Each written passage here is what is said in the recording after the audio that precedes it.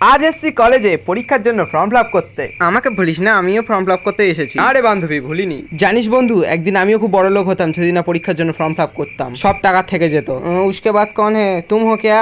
চলো, একজন আমাকে কমেন্ট করেছে, সেটা পড়া যাক। দাদা আমার নামটা তোমার পরের ভিডিওতে নিও। আমার নাম সার্থকী মণ্ডল, আমি তোমার অনেক বড় ফ্যান। আমি তোমার একজন ওল্ড সাবস্ক্রাইবার। তোমার ভিডিও দেখতে আমার খুবই ভালো লাগে, প্লিজ আমার নামটা নিও। তো থ্যাংক ইউ সার্থকী আমার ভিডিওতে কমেন্ট করার জন্য। বন্ধু তুই কিছু খেয়েছিস? না রে বান্ধবী। তো কিছু কিনে খা। না রে বান্ধবী। আমি তো তোর টাকাই খেতে চাই, চল দোকানে নিয়ে যাচ্ছি। বলেও বেকার, সে এমনিতেও খাওয়াবে না। উত্তেরি বান্ধবী বান্ধবী তুই এত হাসছিস কি করতে? বল আমাকে, আমিও একটু হাসি। আরে আকাশটা তোমরা দেখা পাচ্ছ কতটা মেঘলা করে এসছে? চলো আমার ফোনটাকেও একটু মেঘলা করা যাক।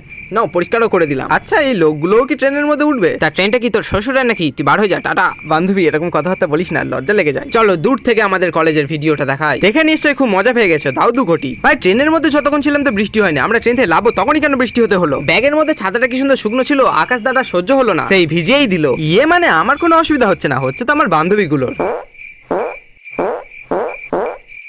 জানি আমার হাঁটা শব্দটা শুনে তোমাদের খুব মজা লেগেছে, তো ভিডিওটা এই পর্যন্ত। कभी अलविदा मत कहना, वीडियो खत्म होता है इस तरह से।